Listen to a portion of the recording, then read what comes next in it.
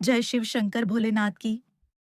जब सोमवार और अमावस्या एक साथ आते हैं तो वह दिन बन जाता है।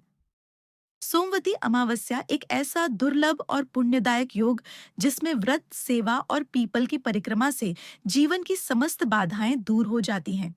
कहते हैं, जो इस दिन भगवान शिव और पीपल वृक्ष की पूजा करता है, उसके जीवन से दरिद्रता, अशुभता और विघ्न विनाश हो जाते हैं। सौभाग्यवती स्त्रियों के लिए यह दिन विशेष महत्व रखता है और कुंवारी कन्याओं के लिए यह व्रत उत्तम वर की प्राप्ति का मार्ग बनाता है। अब आइए सुनते हैं वह दिव्य और मार्मिक कथा जो इस पावन व्रत की महिमा को दर्शाती है। एक समय की बात है, एक अत्यंत गरीब लेकिन धर्मपरायण ब्राह्मण अपने परिवार के साथ रहता था। उसकी गृहस्थी में ज्यादा कुछ न था, न धन, न ऐश्वर्य, लेकिन थी एक सुंदर, गुणी और अत्यंत संस्कारी पुत्री, जो धीरे धीरे विवाह योग्य आयु को प्राप्त कर रही थी। माता पिता दिन रात यही सोचते रहते थे कि इतना योग्य कन्या होने के बावजूद उसके हाथ पीले कैसे होंगे। अभावों की दीवारें जैसे उनकी आशाओं को हर दिन थोड़ी और संकुचित कर रही थीं। परंतु यह कन्या केवल सुंदर नहीं थी, वह सेवा भाव और नम्रता में अनुपम थी। आचरण ऐसा था कि जो भी देखे उसे अपना आशीर्वाद दिए बिना न रह सके। एक दिन अचानक उनके घर एक तेजस्वी साधु पधारे। उनकी आंखों में दिव्य तेज था और स्वर में आत्मज्ञान की गहराई। कन्या ने उनका पैर धोकर उन्हें आसन दिया और अपनी सरल मुस्कान से उनका मन जीत लिया।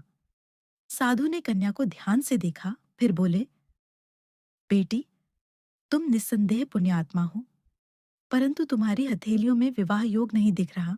तुम्हारी सेवा भावना देख मन व्यथित हो गया है। यह सुनकर ब्राह्मण दंपत्ति का हृदय जैसे कांप उठा।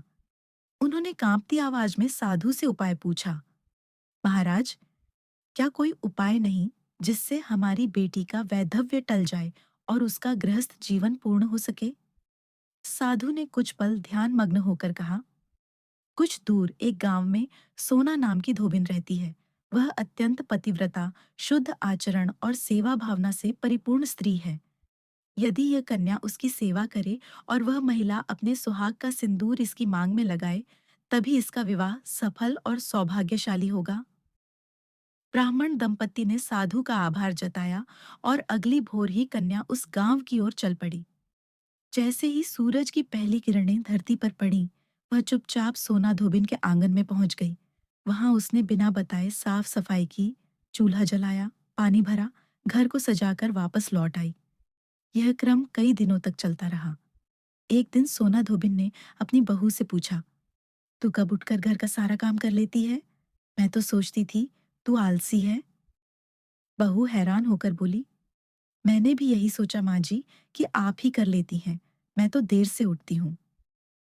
अब सास बहू दोनों जिज्ञासु हो गईं। अगले दिन सुबह जल्दी उठकर उन्होंने देखा, एक सुंदर कन्या अंधेरे में आकर झाड़ू पोंछा कर रही थी, बर्तन धो रही थी और फिर बिना कुछ कहे लौट जा रही थी। सोना धोबिन दौड़कर उसके चरणों में गिर पड़ी। बिटिया, कौन हो तुम? ये सब सेवा छुपकर क्यों कर रही हो? कन्या ने विनम्र स्वर में सारी बात कह सुनाई। साधु के वचन, हाथ की रेखा और उनके सुहाग सिंदूर की आवश्यकता। सोना की आंखें भर आईं। तू तो साक्षात देवी है। मैं आज ही तुझे अपने मांग का सिंदूर दूंगी। सोना जब घर से निकल रही थी, तब उसके पति बीमार अवस्था में थे, लेकिन वह उन्हें छोड़कर चल पड़ी। ठान लिया था कि आज सोमवती अमावस्या है और वह इस दिन पीपल की एक 108 परिक्रमा कर जल ग्रहण करेगी। जैसे ही उसने कन्या की मांग में अपना सिंदूर लगाया, तभी घर से दुखद समाचार आया, तेरे पति नहीं रहे। ये सुनते ही सोना को झटका लगा, परंतु उसने हिम्मत नहीं हारी। वह बोली, मैंने तो जल भी ग्रहण नहीं किया। मैं निराजल हूँ। पहले पीपल को भंवरी देकर उसकी 108 बार परिक्रमा करूंगी, फिर जल लूंगी। ईंट के टुकड़े से भंवरी बनाई, धरती पर 108 बार उसे घुमाया, फिर पीपल वृक्ष के चारों ओर घुटनों तक पानी में चलकर 108 बार परिक्रमा की। उसके बाद आंखों में आंसू लिए जल ग्रहण किया। जिस समय उसने जल पिया, उसी क्षण घर में चमत्कार हुआ। जो मृत पड़ा था, उसकी सांसें लौट आईं। सोना का पति जीवित हो उठा। यह थी सोमवती अमावस्या व्रत की चमत्कारी महिमा। इस दिन किए गए व्रत, सेवा और पीपल की परिक्रमा से न केवल मनोकामनाएं पूर्ण होती हैं, बल्कि मृत्यु को भी जीवन में बदला जा सकता है। सोना धोबिन और उस कन्या की तरह यदि श्रद्धा, सेवा और निस्वार्थता हो, तो असंभव भी संभव हो जाता है।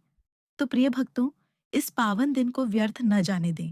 व्रत करें, परिक्रमा करें, शिव जी का पूजन करें और दूसरों की सेवा भी अवश्य करें। यही सच्चा पुण्य है। अगर आपको यह पावन कथा भावुक कर गई हो, तो इसे अपने प्रियजनों के साथ अवश्य साझा करें। वीडियो को लाइक करें, कमेंट में हर हर महादेव लिखें और चैनल को सब्सक्राइब करना न भूलें।